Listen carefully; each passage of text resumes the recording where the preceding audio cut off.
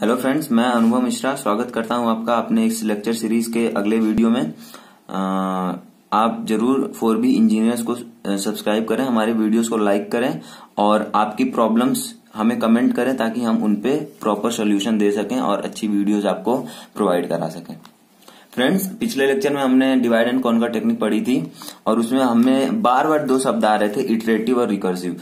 तो हमने सोचा कि हम इस लेक्चर में उन दोनों चीजों को अच्छे से पढ़ लेते हैं।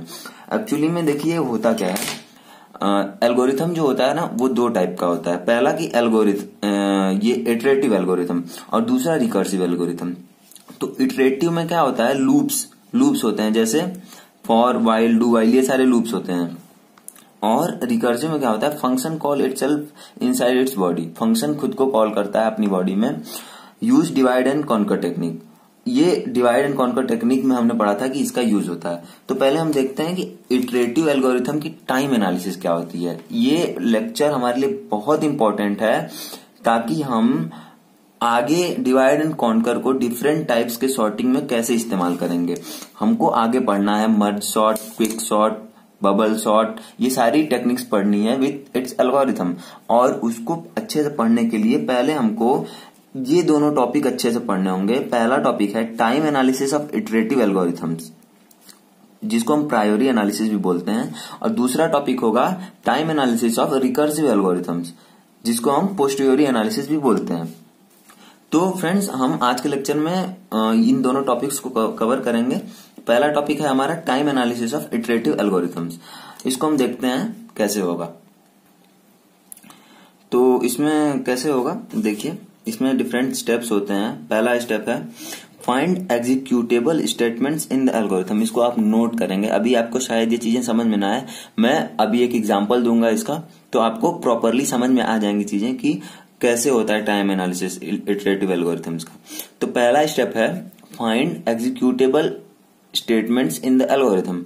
जितने भी स्टेटमेंट पूरी एल्गोरिथम हमने लिखी है उसमें एग्जीक्यूटेबल स्टेटमेंट्स कितनी है वो फाइंड करेंगे। Step 2, calculate number of times the statement will execute. इसको हम फ्रीक्वेंसी काउंट भी बोलते हैं। मतलब कि कोई एक स्टेटमेंट है वो कितनी बार एग्जीक्यूट करेगी, उसका नंबर ऑफ टाइम कैलकुलेट करेंगे। हो सकता है स्टेटमेंट में लूप लगाओ तो वो कितनी बार वो लूप चलेगा वो हम नोट करेंगे। ये फ्रीक्वेंसी काउंट फाइंड करेंगे। और तीसरा स्टेप जो है हमारा वो है add all the frequency count to find the frequency count of entire algorithm. हमारे पास पूरे एल्गोरिथम का हमने फ्रीक्वेंसी काउंट फाइंड कर लिया, और फ्रीक्वेंसी काउंट फाइंड करने के बाद हमने सारी एल्गोरिथम में जितने भी स्टेटमेंट है सारे के फ्रीक्वेंसी काउंट को ऐड कर दिया ताकि हमें पूरे एल्गोरिथम का फ्रीक्वेंसी काउंट पता चले। स्टेप 4 क्या है, आखिरी स्टेप, ये इसमें क्या होता है, convert the frequency count of algorithm into time complexity using asymptotic notation. Asymptotic notation हमने पढ़ी थी, उसको यूज करके हम फ्रीक्वेंसी काउंट को टाइम कॉम्प्लेक्सिटी में चेंज करेंगे और हमें पता चलेगा कि टाइम कॉम्प्लेक्सिटी क्या होता है। तो हम एक एग्जांपल लेते हैं जिससे हम प्रॉपरली समझ पाएंगे कि ये फ्रीक्वेंसी काउंट कैसे निकलता है और उसकी टाइम कॉम्प्लेक्सिटी हम फाइनली कैसे निकाल पाते हैं। फ्रेंड्स, ये एक एग्जांपल है, एल्गोरिथम है सम का, सम ऑफ एरे। ये ए जो है वो एरे है और एन जो है साइज ऑफ एरे है, मतलब इस एरे की साइज है एन, ठीक है। तो हम कैसे करेंगे, हमारे पास एक प्रॉब्लम होती है तो हमारा यहाँ पे देखेंगे कि s equal to 0, s equal to 0 पहले इनिशियली s इक्वल टू 0 होता है, ठीक है। फिर उसके बाद हमने एक लूप लगाया i equal to 1 to n, ठीक है। तो i equal to 1 to n क्यों लगाया, क्योंकि हमको पूरे एरे का सम फाइंड करना है। यहाँ पे हमने सम का इस्तेमाल किया है। तो i इक्वल टू 1 से n। अब हमारे पास दूसरा स्टेटमेंट क्या आएगा, s equal to s plus ai। Simple जो प्रोग्रामिंग हमने पढ़ी है उसका यूज करेंगे यहाँ पे ai, मतलब s की वैल्यू इनिशियल में क्या थी, फिर जब i की कोई वैल्यू आई तब s की वैल्यू क्या हुई, फिर ऐसे ऐड होती जाएगी और ये लूप वर्क करता जाएगा। अब फिर फाइनली जब लूप खत्म होगा n की वैल्यू हमें मिल जाएगी, तब रिटर्न s मतलब हमारे पास सम है वो रिटर्न करेंगे। तो यहाँ पे देखिए पहला स्टेप क्या था कि हमको total number of executable statements find करनी है। तो हमारे पास एग्जीक्यूटेबल स्टेटमेंट ये है, ये ब्रेसेस तो एग्जीक्यूट होते नहीं है, ये है और ये है, मतलब 1 2 3 4 एग्जीक्यूटेबल स्टेटमेंट है। चलिए पहला स्टेप हमने सॉल्व कर लिया, पहला स्टेप हमने फाइंड कर लिया। दूसरे स्टेप में हमें क्या पढ़ना था, calculate number of times the statement will execute. हमें फ्रीक्वेंसी काउंट फाइंड करना है। तो ये स्टेटमेंट कितनी बार एग्जीक्यूट होगा, एक ही बार एग्जीक्यूट होगा ना पूरे प्रोग्राम में, क्योंकि यहाँ कोई लूप नहीं लगा है। तो हमारे पास इसका फ्रीक्वेंसी काउंट हो गया 1 इस स्टेटमेंट का। अब दूसरा स्टेटमेंट हमारे पास क्या, for i equal to 1 to n। तो इसमें हम देखेंगे कि ये लूप कितनी बार चल रहा है। ये लूप चल रहा है n+1 टाइम्स। कैसे, हमारे पास एक क्वेश्चन है कैसे, वो n, यहां तो हमने n लिखा है, n+1 टाइम्स कैसे चला देखिए। जब भी कोई लूप चलता है ना, तो हमारे पास ये जैसे ये एक लूप है फॉर, यहां पे मैं फिर से लिख देता हूं, i equal to 1, i is less than equal to 5, i plus, ये हमारे पास लूप है। तो हम कैसे यहाँ पे n+1 हमने लिखा, क्यों, क्योंकि जब i इक्वल टू 1 होगा तो ये लूप, ये कंडीशन ट्रू होगी, ये लूप चलेगा। 2 होगा तब भी ये कंडीशन ट्रू होगी, ये लूप चलेगा। 3 होगा तब भी ये कंडीशन ट्रू होगी, ये लूप चलेगा। 4 होगा तब भी ये कंडीशन ट्रू होगी, लूप चलेगा। 5 जब होगा, 5 होगा तब भी ये कंडीशन ट्रू होगी, और कंडीशन ट्रू होगी तो लूप चलेगा। और लूप चलने के बाद यहाँ पे हमको 5 को इंक्रीमेंट कर देगा, 6 कर देगा। लेकिन इंक्रीमेंटेड वैल्यू हमारे पास i में आके स्टोर हो गई, i इक्वल टू 6 हो गया। और यहाँ पे i इक्वल टू 6, ये कंडीशन फॉल्स होगी, तब मतलब कंडीशन फॉल्स होगी, फिर भी ये कंडीशन लग तो रही है ना, यहाँ पे 5 तक तो लगेगी, लेकिन 6 में भी लगेगी। और 6 वाले कंडीशन में ही जब फॉल्स हो जाएगी तब आगे ये लूप नहीं चलेगा। मतलब 5 बार जो हुई वो ट्रू हुई कंडीशन, और 1 बार फॉल्स हुई, चली तो दोनों कंडीशन में, इसलिए 6 बार ये लूप चला। उसी तरह से यहाँ 1 to n में n+1 बार ये लूप चलेगा। समझ में आया, सिंपल सा है लॉजिक। और फिर देखेंगे हम इस लूप के अंदर हमारे पास एक कंडीशन है s equal to s plus ai। अब ये कितनी बार चलेगा, जितनी हमें i की वैल्यू मिलेगी। i की वैल्यू उतनी ही मिलेगी जब तक i ट्रू होगा। i ट्रू कब तक होगा, n टाइम्स तक। n+1 टाइम में तो मतलब n+1 टाइम में तो फॉल्स होगा, लेकिन n टाइम तक ट्रू होगा, और n तक ही वैल्यू हमें मिलेगी, इसलिए यहाँ पे हमने n, इसकी फ्रीक्वेंसी काउंट n हो गई। अब रिटर्न s मतलब ये एक ही बार चलेगा, जो यहाँ पे s की वैल्यू आई वो रिटर्न करा देगा, मतलब ये एक बार चलेगा। हमारा जो 3 स्टेप है, 2 स्टेप है वो हो गया। अब तीसरे स्टेप में हमने क्या किया था, add all the frequency count to find the frequency count of entire algorithm.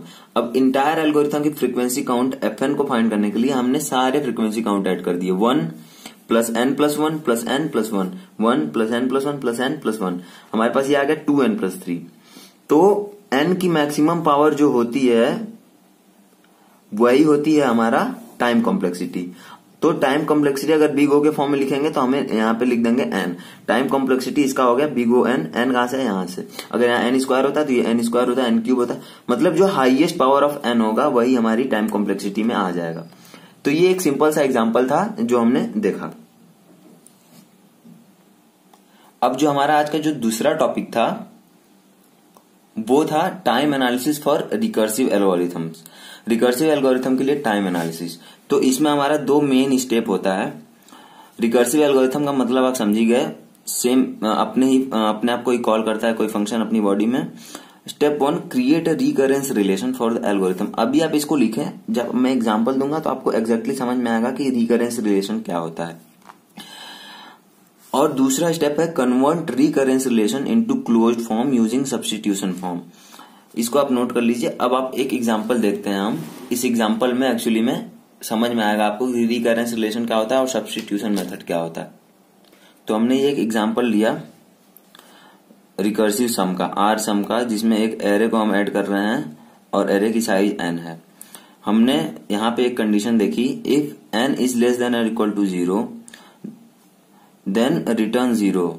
मतलब अगर n की वैल्यू 0 या नेगेटिव होती है तो हम 0 ही रिटर्न कर देंगे, ऑब्वियस सी बात है।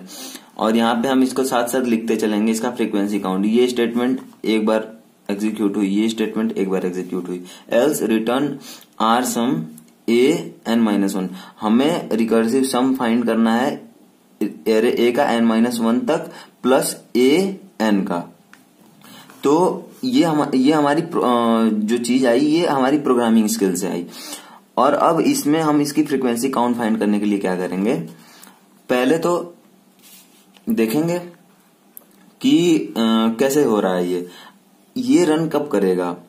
ये रन तब करेगा जब ये कंडीशन फॉल्स होगी। ये कंडीशन फॉल्स होगी मतलब ये स्टेटमेंट चल रहा है, ट्रू और फॉल्स उससे मतलब नहीं, ये स्टेटमेंट चल रहा है। तो ये स्टेटमेंट चला तो इसके लिए हम पहले यहाँ 1 लिख लेंगे। ये चला 1 लिया प्लस, अब हमें ये चलाने के लिए, ये स्टेटमेंट चलाने के लिए कितनी बार क्या मतलब क्या क्या चाहिए, हमें टाइम कॉम्प्लेक्सिटी चाहिए n-1 टाइम्स का। तो हमने टाइम कॉम्प्लेक्सिटी लिख लिया n-1 टाइम्स का। अब ये हमारे पास एक बहुत सिंपल सा एल्गोरिथम था। इसकी रिकरेंस रिलेशन लिखने के लिए हमें क्या करना होगा, इसकी कंडीशंस बनानी होंगी। कैसे, जैसे tn इक्वल टू 2 कंडीशन है, if n is less then 0, ये वाला केस यहाँ पे एक बार ये एग्जीक्यूट हुआ, if n is less then 0, तो लेस देन और इक्वल टू 0 में यहाँ पे हमें मिलेगा 1 प्लस t0 और t0 की वैल्यू हमसे यहाँ से मिलेगी 1, तो ये 2 हुआ। ठीक है, उसी तरह से if n is greater than 0 तो हमारे पास 2 प्लस tn-1 होगा। ये इसका रिकरेंस रिलेशन हमने स्टेब्लिश किया। अब हम देखेंगे कि इसको सॉल्व कैसे करेंगे, रिकरेंस रिलेशन को हम सॉल्व कैसे करेंगे। हम सब्स्टिट्यूशन मेथड से सॉल्व करेंगे। सब्स्टिट्यूशन मेथड कैसे, जब हमारे पास tn इक्वल टू ये है 2 प्लस tn-1 है, तो अब tn-1 निकालने के लिए हम इसी में n की जगह n-1 रख देंगे। tn-1 हमारे पास 2 प्लस tn-2 आ गया। हमने इसको सॉल्व किया, फिर से हमारे पास कितना आ गया 4 प्लस tn-2। ठीक है, अब tn-2 की वैल्यू निकालने के लिए फिर हम इसमें n-2 रख देंगे। जब n-2 रखेंगे तो 2 प्लस tn-3 होगा। तो क्या हो जाएगा, ये हो जाएगा तुम्हारा 2 प्लस, ये हमने 4 को 2 इंटू 2 लिखा, प्लस 2 प्लस tn-3। इसी तरह से हमने ये एक रिलेशन बना लिया, tn इक्वल टू 2 इंटू 3 कैसे हुआ, ये 2 बाहर आ गया तो 2 प्लस 2 हम लिख सकते हैं 2 इंटू 3 प्लस tn-3। इसी तरह से n के लिए जब हमारे पास 1 हुआ तो 2 इंटू 1 tn-1 हुआ, 2 हुआ तो 2 इंटू 2 tn-2 हुआ। उसी तरह से हमारे पास tn जब होगा तो 2 इंटू n प्लस tn-n होगा, तो tn जो हो गया 2n प्लस t0, और t0 की वैल्यू हमारे पास क्या थी, t0 की वैल्यू थी 2, t0 की वैल्यू थी 2। पिछले यहाँ पे देखिए, यहाँ पे t0 की वैल्यू हमारे पास 2 थी, तो हमने t0 की वैल्यू यहाँ पे 2 रख दी, तो tn equal to 2n plus 2, और इसमें n की जो मैक्सिमम पावर है वही हमारी टाइम कॉम्प्लेक्सिटी में जाएगी। तो टाइम कॉम्प्लेक्सिटी जो हुआ इसका हो गया बिग O ऑफ n। तो ये हमारा मतलब हमें मेनली सिलेबस में उतना पढ़ना नहीं था, लेकिन एक ओवरव्यू इसका लेना जरूरी था, ताकि हम जब आगे quick sort, merge sort, different sorting techniques और एल्गोरिथम्स और उसकी डिजाइन पढ़ेंगे तो हमें एटलीस्ट ये पता होगा कि रिकर्सिव एल्गोरिथम क्या होता है और इटरेटिव एल्गोरिथम क्या होता है। ठीक है फ्रेंड्स, थैंक यू। मिलते हैं अगले लेक्चर में किसी नए टॉपिक के साथ।